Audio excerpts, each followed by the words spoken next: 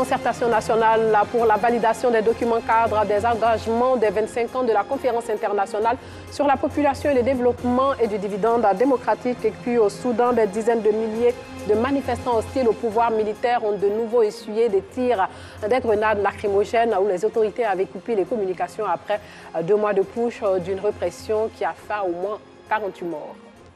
Bonsoir et bienvenue dans le journal. L'Office national de la population a organisé une concertation nationale pour la validation des documents cadres des engagements des 25 ans de la conférence internationale sur la population et le développement du dividende démographique. Cette rencontre vient après celle de Nairobi en 2019 où 12 engagements avaient été pris par les nations présentes pour l'amélioration des conditions de vie des populations. Ces concertations ont permis de passer en revue les actions à mener pour atteindre le dividende démocratique. Le reportage de Clément Boko. Améliorer les indicateurs de développement dans les domaines clés, tels que la santé sexuelle et reproductive, l'éducation, la formation et l'emploi des jeunes, l'autonomisation de la femme, la lutte contre les violences basées sur le genre, c'est ce à quoi s'attellent les acteurs de développement en collaboration avec l'UNFPA et les partenaires en population et développement durant ces 2 jours de concertation nationale.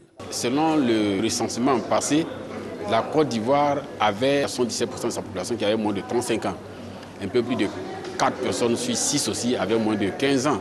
Donc il y a une forte population jeune et donc des populations dépendantes. Mais c'est dû au fait aussi qu'il y a des grossesses rapprochées, des grossesses précoces. Et toutes ces grossesses-là ont des conséquences sur même le bien-être des femmes. Donc ce qui fait que nous avons 614 décès maternels pour 100 000 naissances en Côte d'Ivoire. C'est énorme. Et donc c'est pour tout cela que nous avons donc élaboré ce document cadre qui va permettre au ministère de la Santé de renforcer son travail. Tous les ministères sont impliqués, le ministère de la Femme-Famille, le ministère de l'Emploi, le ministère de l'Apprentissage et de l'Alphabétisation. Rappelons que la Côte d'Ivoire avait formulé 12 engagements lors de la conférence nationale sur la population et le développement CIPD plus 25 du dividende démographique qui a eu lieu à Nairobi au Kenya en 2019. Ces 12 engagements pour l'atteinte des 3 zéros sont 0 décès maternel évitable, 0 besoin non satisfait et 0 violence basée sur le genre. Et puis les enfants du village SOS d'Abobo pourront passer de bonnes fêtes de fin d'année. Ils ont reçu des vivres et non-vivres de la plateforme Diaspora One d'une valeur de 2 millions de francs CFA. Georgette Ido Fofana a immortalisé pour vous ces instants de pur bonheur qu'ont éprouvé ces enfants. Du riz, des pâtes alimentaires, des cubes d'assaisonnement, de l'huile, voilà entre autres les dons faits aux enfants du village SOS d'Abobo. L'initiative est de la plateforme Diaspora One. Elle vise à soutenir ces enfants en cette période de fête. Nous avons 2 objectifs. Apporter un peu de gaieté au village SOS d'Abobo, mais à travers ce village, c'est à tous ceux qui sont en détresse en cette période de fin d'année, afin qu'ensemble, nous puissions élever nos prières pour y avoir un peu de soulagement dans leur vie. Le deuxième objectif, c'est de dire aussi que Diaspora One existe, a des ambitions pour faire en sorte que les candidats au retour au pays, où qu'ils soient, nous pouvons travailler pour les aider à venir s'installer comme nous avons eu la chance. Ce don, estimé à 2 millions de francs CFA, est apprécié par les bénéficiaires. Nous avons des besoins aussi en alimentation. Et ce don qui est venu va répondre à l'un de nos besoins. Et je crois que c'est toujours avec plaisir qu'on reçoit les dons. Créée en 2019, la plateforme Diaspora One est une organisation d'Ivoiriens ayant vécu à l'étranger et qui ont décidé de retourner en Côte d'Ivoire pour servir leur pays. Donner le sourire aux tout petits en cette période de fin d'année, c'est l'objectif de beaucoup d'organisations. Une organisation comme l'association Chianello qui a offert des repas à plus de 60 enfants issus de couches défavorisées. En plus des repas, ces enfants ont aussi reçu des présents. La cérémonie s'est déroulée à l'espace paradisiaque en présence de Georgette Ido Fofana.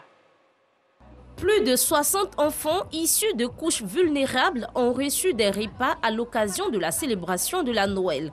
Un geste de l'association Chianello. J'avais à cœur de faire des petits cadeaux comme ça Voilà, leur offrir des tours de manège, leur offrir des petits goûters, petites boissons, pour leur donner vraiment une lueur du sport, puisque la plupart ce sont des orphelins, la plupart ce sont des enfants démunis, des parents qui n'ont pas des moyens. Donc j'avais ça vraiment dans mon cœur pour le faire. En plus des repas, ces tout-petits ont reçu des présents en vue de leur permettre de passer d'agréables fêtes de fin d'année. Nous avons apprécié beaucoup. On pouvait leur dire merci. On est très heureux pour aujourd'hui. Aujourd'hui, je veux remercier maman Chanel parce qu'elle nous a fait une bonne surprise. Créée en 2006, l'association Chanelo vient en aide aux orphelins et aux veuves de Côte d'Ivoire. Les dons affluent aussi à l'orphelinat de garçons de Benjerville. Les pensionnaires de cet établissement ont reçu des dons en vivres et non-vivres pour passer de bons moments pendant ces fêtes de fin d'année. Un geste des responsables élèves du lycée Charles de Gaulle. Le reportage de Joël Bossé. Un jour de joie chez les pensionnaires de l'orphelinat de garçons de Benjerville. Ils ont reçu la visite des responsables du lycée Charles de Gaulle qui les ont comblés de vivres et de non-vivres. Pour Benjamin Moujuyer, proviseur par intérim du lycée, le choix de l'orphelinat de garçons de Benjerville s'explique par le fait que l'aide aux enfants démunis s'inscrit pleinement dans le code des activités de l'établissement qu'il dirige. J'ai voulu ouvrir nos élèves à la réalité du monde, que c'est un monde qui n'est pas toujours facile. Ils ont la chance d'avoir énormément de choses, de savoir certes beaucoup de choses, mais ils ne savent pas tout. Et il y a un autre monde à cela. Et j'étais très content qu'ils viennent, qu'ils le découvrent, qu'ils le touchent de leurs mains et qu'ils participent également à l'ambiance générale de Noël. Et je dois avouer que je suis très heureux qu'ils aient été au rendez-vous. Cette rencontre a été meublée notamment par une visite guidée du site de l'orphelinat, des échanges entre les élèves du lycée Charles de Gaulle et les orphelins, afin de susciter un enrichissement mutuel. On était content d'envoyer les vivres, de leur donner pour qu'ils puissent au moins passer les fêtes de fin d'année. Vraiment, ils ne sont pas dans les conditions adéquates dans lesquelles ils voudraient être. Ils sourient quand même, quoi. Parfois, ils me plaignent, parfois. Bon. Je sens que vraiment, ils me plaignent pour rien, quoi. Le message que j'aimerais passer, c'est d'avoir juste un peu de cœur et beaucoup d'amour, beaucoup de cœur à donner à ces enfants qui ont grave besoin de soutien. Abou Brun, chef adjoint du personnel, a salué ce geste qui vient, selon lui, soulager les pensionnaires. C'est une grande satisfaction, doublée d'un honneur. Oui, parce que ceux qui donnent de leur temps pour nous rendre visite représentent pour nous un grand honneur.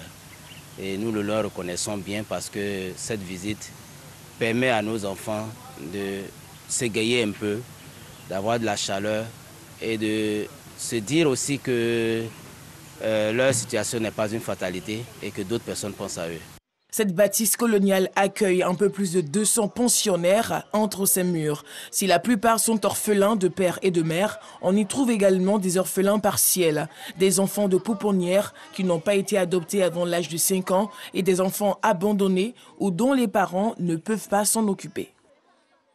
Parlons santé. Le centre de santé de Séchy dans le département d'Agboville a organisé la première édition de la journée de la maman de l'année. L'idée, récompenser les mères les plus assidues dans ce centre de santé et respectueuse aussi du calendrier de vaccination durant toute la grossesse et après l'accouchement. Alassane Pargandrabo.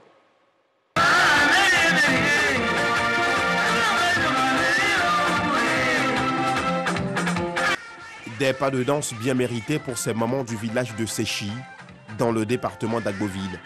Au nombre de 20, elles sont les heureuses gagnantes du prix de la maman de l'année. Un prix qui vise à féliciter et encourager toutes les mamans qui ont respecté le calendrier de vaccination de leur nouveau-né. D'abord, les dames doivent avoir fait déjà 4 CPN environ, être à jour de la vaccination contre le tétanos à leur niveau, c'est-à-dire faire au moins 2 vaccinations, si possible le rappel. Ensuite, au niveau du registre de vaccination, au niveau du registre des vaccinations, ces enfants doivent être à jour de leur vaccination selon les mois, selon le calendrier en vigueur. Et puis aussi, elles doivent avoir fait un accouchement assisté. C'est aussi une occasion pour nous de lancer un message qui est le suivant. Inciter d'abord la population à s'intéresser à la vaccination, qui est vraiment une arme efficace pour se protéger aujourd'hui contre les maladies. L'initiative du centre de santé de Séchy est soutenue par les équipes du ministère de la Santé, de l'Hygiène publique et de la couverture maladie universelle. Si vous savez, nous sommes dans un pays en développement et en principe, la prévention devait être notre leitmotiv. La première chose qu'on devait faire, c'était faire la prévention. Et donc, c'est ce que nous sommes en train de vulgariser, que les parents adhèrent plus à la prévention que d'attendre qu'ils soient malades pour aller à l'hôpital. Les lauréates de la première édition s'en félicitent et invitent les autres femmes du village à prendre à bras le corps la vaccination de leurs enfants. J'ai vacciné mon enfant et aussi j'encourage tous mes camarades, mes mamans, en tout cas de vraiment venir vacciner leurs enfants parce que c'est très important. Et quand tu vaccines ton enfant vraiment, s'il y a une maladie qui doit venir, ça fait que l'enfant ne tombe pas malade. Pour la grossesse, j'ai respecté, j'ai fait première CPN, deuxième CPN, troisième CPN, cinquième CPN même. C'est ma santé. Et là, quand les enfants sont nés, j'ai fini mes 4 vaccins, j'attends 9 mois le 7 janvier. À Séchy, vacciner, c'est protéger la vie. Le diabète touche de nombreux enfants dans le monde. À ce jour, il n'y a aucun vaccin contre ce mal. L'Association des parents d'enfants diabétiques a organisé une séance de dépistage et de sensibilisation du diabète en vue d'informer les parents sur le diabète de type 1 qui touche plus de 18 000 enfants par an dans le monde. Le dépistage s'est déroulé à l'Institut Sacré-Cœur de la commune d'Adjamé. À Sitandiara, Georgette Ido Fofana. Marie-France Vida, la vingtaine révolue, est diabétique depuis l'âge de 16 ans. Depuis la détection de la maladie, elle est prise en charge par l'INSP, Institut national de santé publique. Ça fait pratiquement 9 ans que je vis avec le diabète. Je suis rentrée à l'INFAS. Je suis étudiante auxiliaire sage-femme en première année. Le diabète n'empêche pas de travailler. Il est important de dépister le diabète. Donc c'est pourquoi nous organisons ce type d'événement.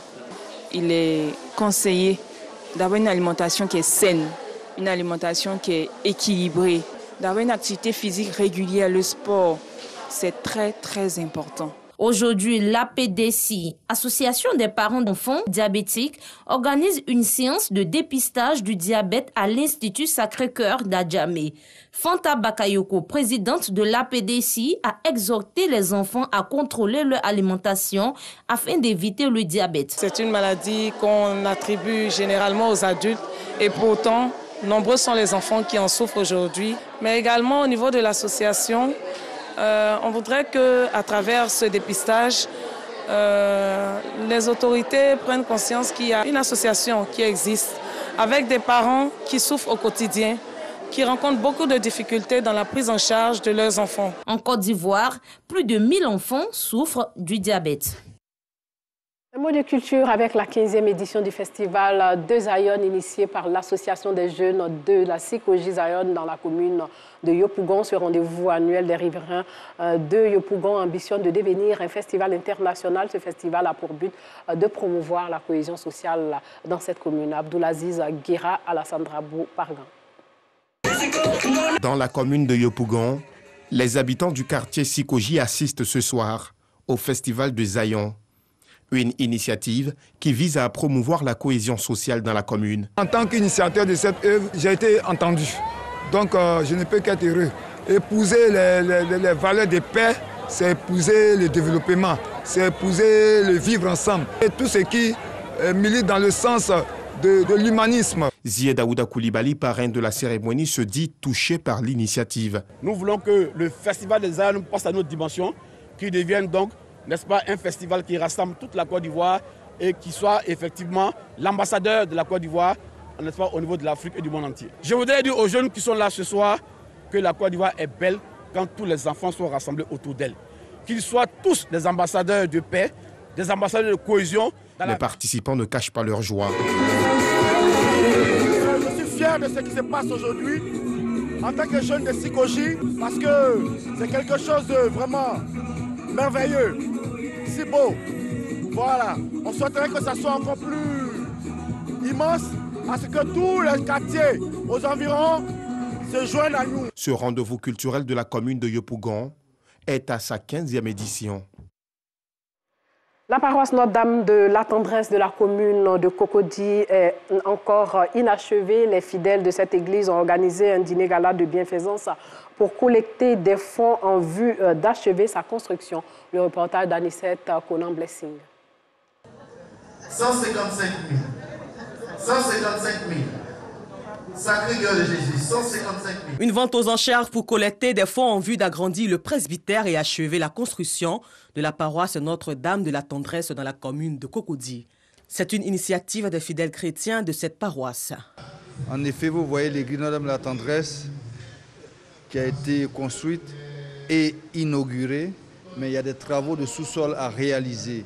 Et ces travaux nécessitent des moyens. Au cours de ce dîner gala de bienfaisance, un appel a été lancé aux personnes de bonne volonté afin qu'elles contribuent à la poursuite de la réalisation de cet édifice. Donc, comme c'est dans le cadre de la fête de la charité, on est convaincu que nous aurons le nécessaire pour faire avancer les travaux.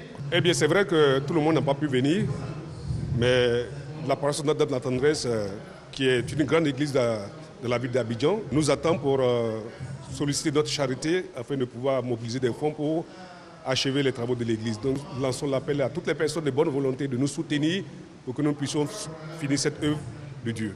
Bâtie sur une superficie de 5 890 mètres carrés, la paroisse Notre-Dame de la Tendresse existe depuis 2008.